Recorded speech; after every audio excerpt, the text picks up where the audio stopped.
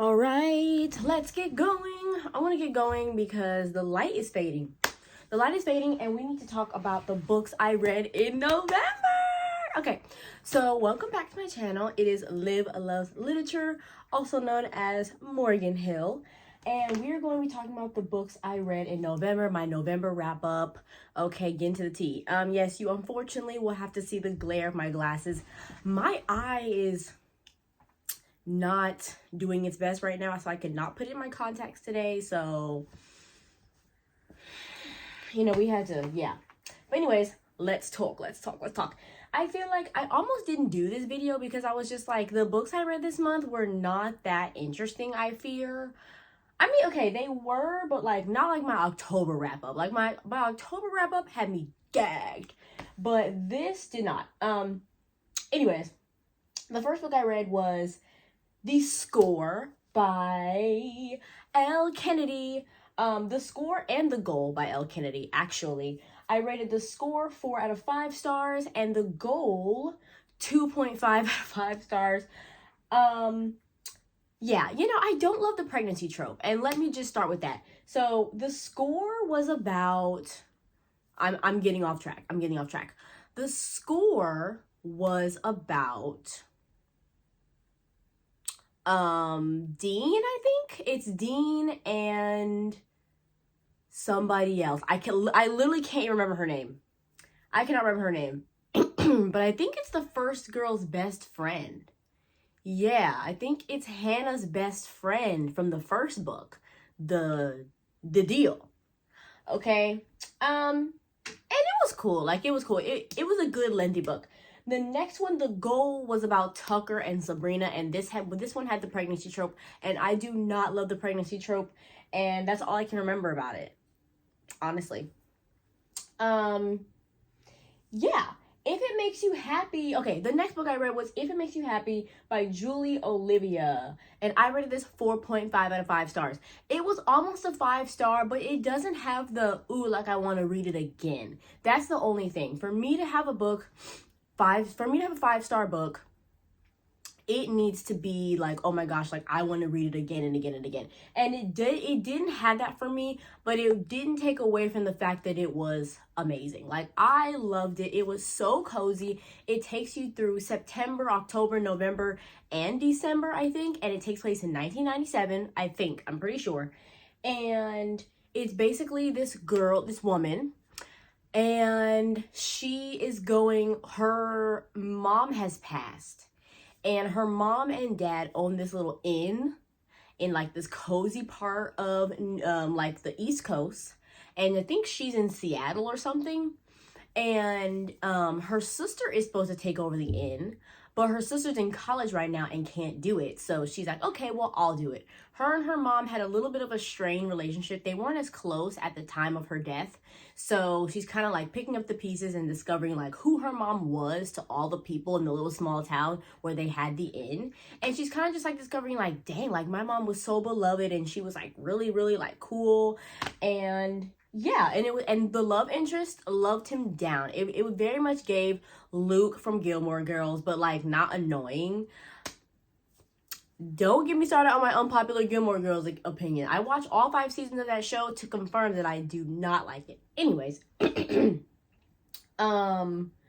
yeah, but it was very much Luke. If Luke were a single, which, well, I don't want to spoil it, but if Luke were a single dad, and yeah, a single dad of 2 kids. So I really am starting to love single dad stories. Well, single parent stories, really. Like, they're just always very much like showing the integration of that familial unit is just very, very cool. And I just really, really liked it. Like, I heard about this book from Instagram. Like, I literally saw an ad for it and I was like, oh, what's this? And yeah, I knew I had to download it on Kindle Unlimited. And yeah, next I read Where Love Blooms, a Jareau Family novel by Kimberly Brown. So Kimberly Brown, she is a author that you're going to hear more and more on this channel. She is like, okay, my upcoming like Black author that I am so into right now, reading like her whole backlist. So yeah, there's this family of 4 brothers. They're called the Jareau family. And there's Jameson, Cartel, Walker, and Reese. And there's also a girl, there's also a sister. There's a baby sister. I can't remember her name. But all 5 books cover like the different love stories of the siblings. So I read the first 2 books in the series in November. And the first one was a single dad falls in love with a nanny. And it was real cute, real sweet. The thing about Miss Kimberly Brown's books is that like they are very like soft and sweet. Like they're very fluffy. Like there's not a lot of hardship and turmoil and like, oh my gosh, people are dying. Like in Ashley Antoinette, people are dying, okay? And it's like, oh my gosh, what the heck could happen next? But in Kimberly Brown, it's like a warm hug, okay? Yeah, I rated that a 3 out of 5. It was cute, it was fluffy. I like fluff. Like the thing about me is I don't like it too fluffy and I don't like it too dark. I like it just right, okay? Because yeah, I just don't, when it's too fluffy, I'm like, what do we gain here? And then when it's too dark, I'm like, what can I get back? Like my soul needs to be redeemed. Like what? Speaking of dark, that's hilarious timing. The next book I read, I had a little bit of a reading slump, like a couple of different reading slumps this month. I'm not even gonna lie to you. Part of it was because of the state of the world, and that's all I'll say. And also, I don't know, I think because I had such a bomb reading month in October that like, I feel like right after I have a bomb reading month is when I have low-key one of the worst reading months. Now this one was fine. I ended up reading 13 books, but like July I had a bomb reading month, and then August I read 3 books. So, you know, but yeah. All that to say, after a little bit of a slump, I picked up Still Beating by Jennifer Hartman. Yes, your girl finally did it. I finally read Still Beating. Jennifer Hartman is another one of those authors where I'm like exploring all of her work and reading her backlist. And I finally read Still Beating. And it honestly was good. This is a dark romance. It's not the darkest thing ever though. Like I gotta be real. It's not the darkest thing ever. However, it is not lighthearted either. Basically, 2 people, Dean and Cora. Cora is Dean's fiance's little sister. So Cora and Dean are going to be brother and sister-in-law. And Cora's at the bar one night and she needs someone to pick her up. So Dean swings by. They've had a long relationship where like they basically hate each other kind of because they tease each other and whatever. But on their way home, he's driving her home and their car gets basically hijacked and they get kidnapped for like 1, 2, 3 months. And no, I think it's just 1 month. Yeah, because they get kidnapped actually in November. So it's actually, well, not funny, but it's actually crazy that I read this in November because the book takes place like heavily in November, like the bad part of the book. So anyways, yeah, and they spend a month basically in a bunker where they are forced to do horrible things, and it's just awful. So they are bonded together in that. So they get rescued or they escape, and yeah, they get rescued and then they escape. But it's just like, based on the stuff that they had to do and based on how they were bonded, it's like, okay, and he's like, no way I can marry your freaking sister, and she's like they have like they're bonded together. Like they are like, you know, like they need each other now in a way they didn't need each other before. And they have to figure out like, where can they fit in each other's lives now that this has happened. So it's messy. It's very messy, but yeah, but it was good. I rated it 4.5 out of 5 stars. It was honestly very good. Like I thought the writing was very good. Jennifer Hartman's writing only gets better and better with every book that I read by her. Like her most recent books have the best writing. However, her older books are still just as good. Okay, the next book I read, Behind the Scenes by Christina C. Jones. I had such a reading slump while trying to finish this book. Like, it was just, I ended up rating this a 2.5 out of 5. Maybe it's because, I think partially, like, there wasn't any, like, moments in the book to, like, spur me along where, like, I was like, oh my gosh, what the heck is gonna happen next? And I don't know, sometimes I need that to get me through a book. Like I said, if it's too fluffy, I'm just like, I don't know. But yeah, it took me a long time to make it through this book. And yeah, it just took me a while. But I got there. And it was cute. It was about two people who, she actually hits his car in the middle of the night. Like, yeah, so the girl, it's a girl and a guy. I'm so bad with names. Like, I sincerely apologize. I'm so bad with names. But the woman, she's driving in the middle of the night away from her boyfriend's place, or I think she just broke up with him. And she crashes literally into this guy. And he drives her home and they hit it off.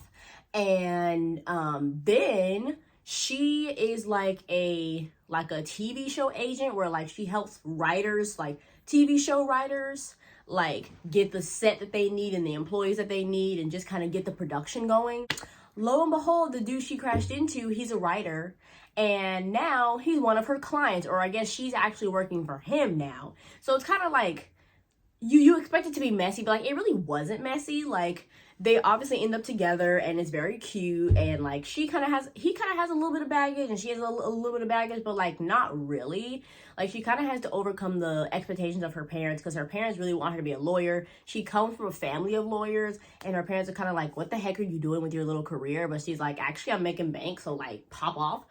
But yeah, and then he is kind of like recovering from alcoholism, because he went off the deep end when, like, I think his father passed or something, or he just went to Hollywood and was living the Hollywood life and all that type of stuff.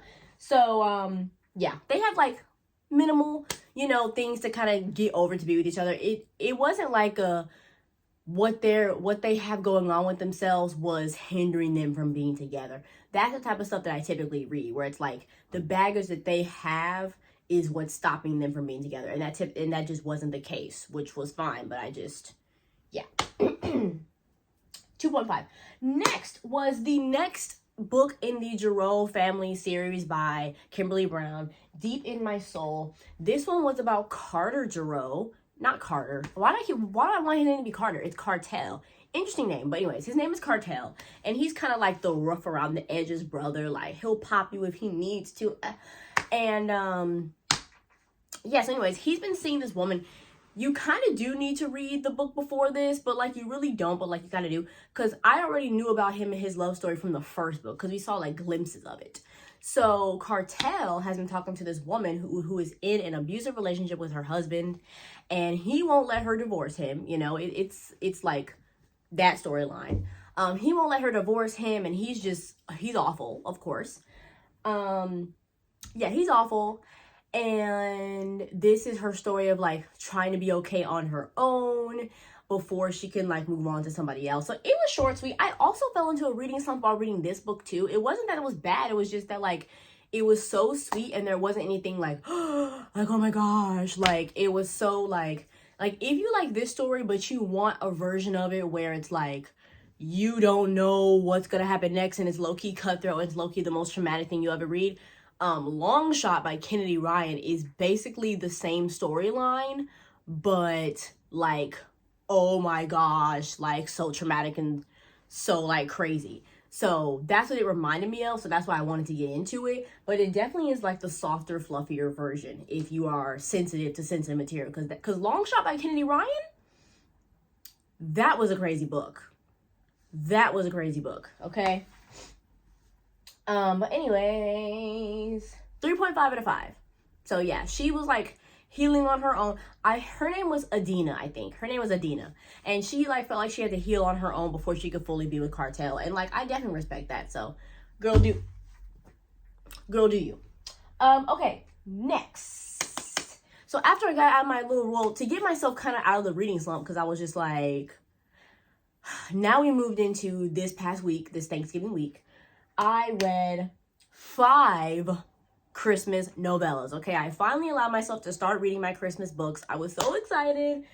If you want some details about these, I talked about them a little bit more in my winter book, my winter holiday TBR. But yeah, I read the Under the Mistletoe collection. It has Cruel Winter with You by Hazelwood, Merry Ever After by Tessa Bailey, All by Myself by Olivia Dade, and Merriment and Mayhem by Alexandria Bellafleur.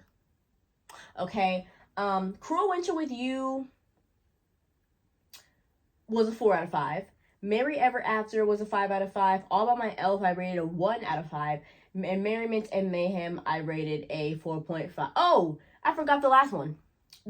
So Merriment and Mayhem was a 4.5 out of 5. And Only Santa's in the Building by Alexis Daria, that was the 5th one, was a 5 out of 5. So yeah, I liked Merry Ever After by Tessa Bailey and Only Santa's in the Building by Alexis Daria. Let's talk about it. So Allie Hazelwood, well, let's talk about them in order. I have never read Allie Hazelwood before. I know she's a very popular romance author, but I have never dove into her stuff before. Maybe I'll get into that in 2025. Since, 2024 was definitely like my coming back to reading era. So I haven't been able to get to every author. So yeah, but this one was really, really cute. It was, well, let me turn on this lamp and see if that helps. It probably won't. But anyways, it was about this girl who like came back home for the Christmas time, and like her ex-best friend that she used to be in love with, and I don't think she knew that he was in love with her too. He's back home too, and he's like right next door, and there's a snowstorm going on, and her dad's like, hey, can you go next door to so-and-so's house to get a pan or whatever? And she's like, okay. So she goes over, and it starts snowing really bad. So they actually are trapped there, and they get to talk about like what exactly happened to them. Like he has just kind of like been waiting for her, and she's just been kind of like pushing him away and stuff. But it was a short, cute little, I don't want to reveal all the details because it's a novella. It's literally like 50 pages long. So, but yeah, that was cute. Merry Ever After by Tessa Bailey. This one was definitely my favorite and the most memorable. Tessa Bailey knows how to do country, southern, cute little here for a good time type novels. This is my second Tessa Bailey. The first one that I read, I don't remember the name, but I think it was called Need Me. It was called Need Me, and it was like a Southern Belle chick and her professor. That was tea. But anyways, I'm gonna have to dive more into Tessa Bailey because I don't know what it is about the Christmas time, but I'm really in like a cowboy romance mood, and I'm not. That was foreshadowing, but I'm not sure why. Like I'm not, like I watched Sweet Home Alabama like 2 weeks ago, and I don't know why. But anyways, Deep in My Soul, no. Merry Ever After, yeah, this was so cute. So yeah, it was a small town country farmer, and he goes to this thrift shop every day because like, well, little do we know that he goes every day because he likes her. And the girl that's like over the thrift shop, she's like, she's a single mother, and she likes him too, but she's like, oh, he would never like me. And he's like a big man, like he's a big farmer man. And she's like, you know what, I'm gonna sew. And she has a secret talent of sewing, like she can sew it up.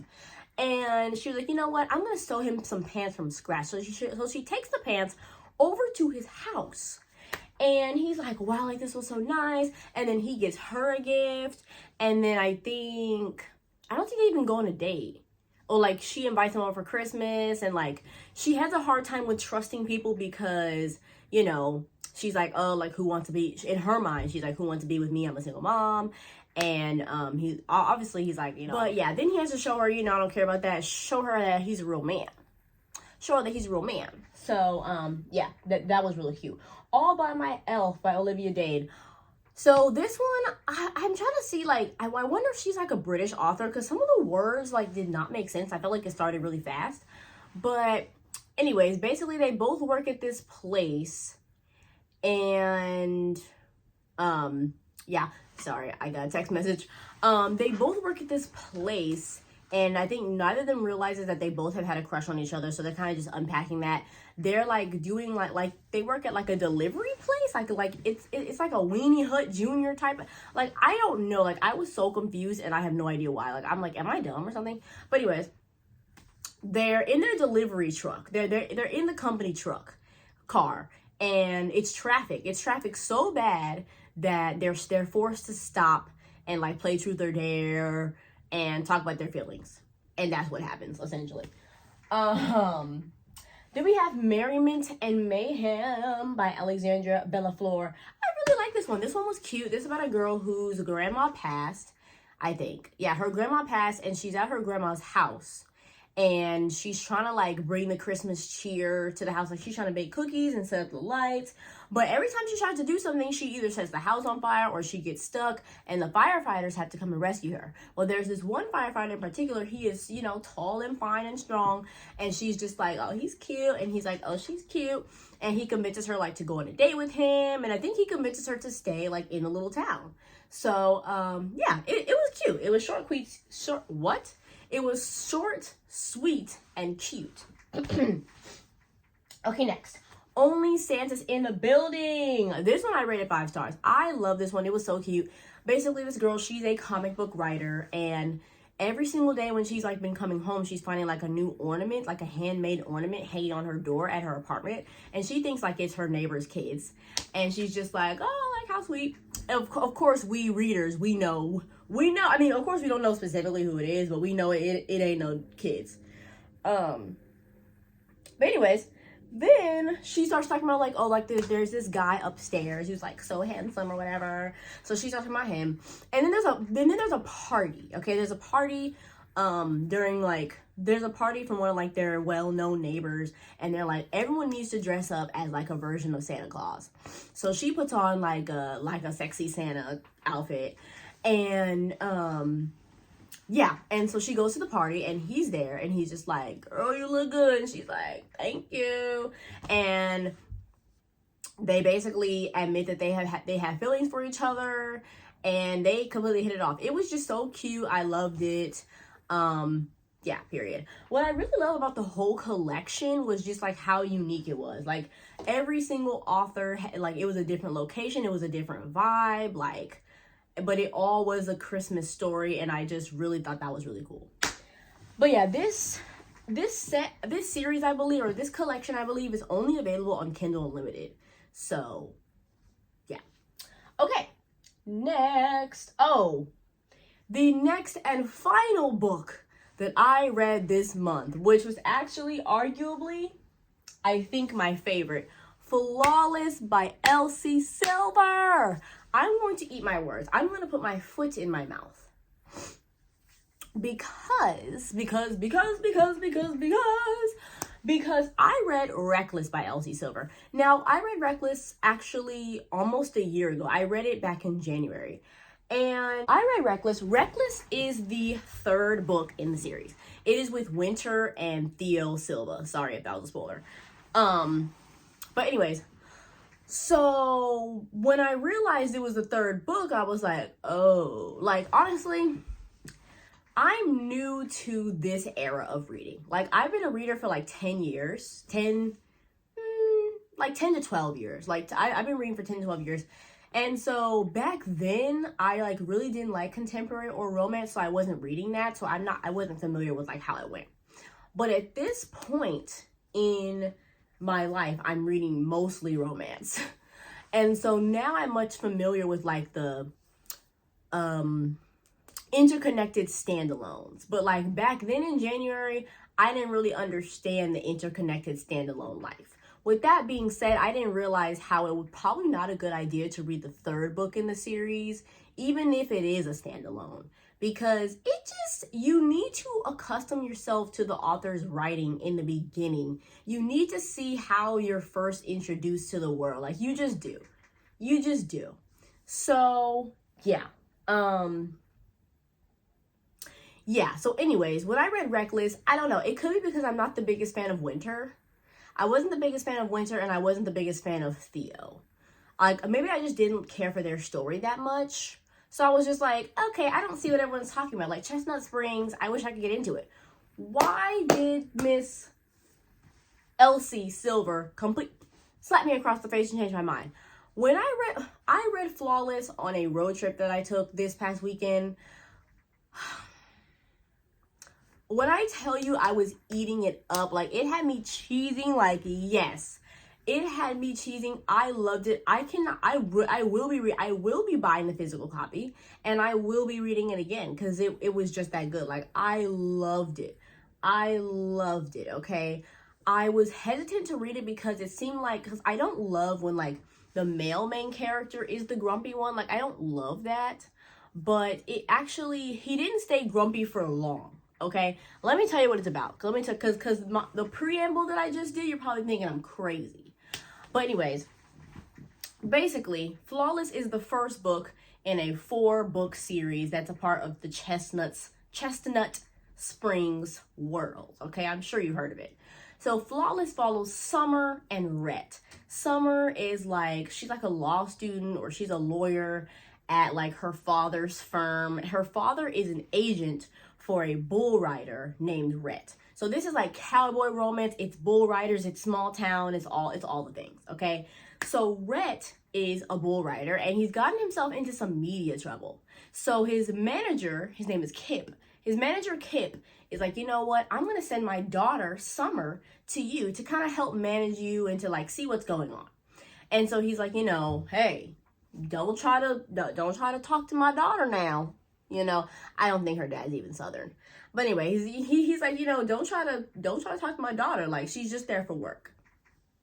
Obviously, we know more than work is going to happen. But anyway, so she goes up there, and Red is like a total, like, he's like, oh, no, I don't need to be babysat, and, you know, like, all that type of stuff. But she's just like, I'm just here to do my job. Like, you are not going to bring me down. And I love that about Summer. She doesn't take nothing from nobody. She's like, I'm just here to do my job. You're going to do what I say, period. And he kind of likes that, too. So anyways, and she kind of has some baggage of her own. Like, Rhett has his baggage, she has her baggage. I don't really want to tell you what the baggage is, because it's so much better when you read it and find out authentically, like, what the heck is going on with Summer's family. But yeah, you should definitely read it. And it read like a movie. Like, it literally read like I felt like I was watching a movie. I felt like I was watching a good movie. Like, the comedic timing, the lines, the romance setup, the scenes. Like, whenever they went to the bar, whenever they went to a bull riding event. Like, I really felt like I was there. Like, I could see it all. So, I really loved it. The romance was so good, so cute. I ate it up. And, yeah, so crazy. That was, like, not... I don't know. I saw it on Kindle Unlimited, and I was just like, what if I just give this series another chance? And I'm so glad that I did, because I loved it. I loved it. I ate it up. That was the perfect way to end. That was the perfect way to end the month. Yeah, so basically all that together was 13 books. 5 of them were novellas. So if you take off 5, I read 8 full books and 5 novellas, which is still pretty good considering I had like... But yeah, to end this video, sorry, the angle is different because my phone just let me know I don't have any more space. Your girl's been doing a lot of recording and stuff, so yeah. Anyways, I need to get a camera.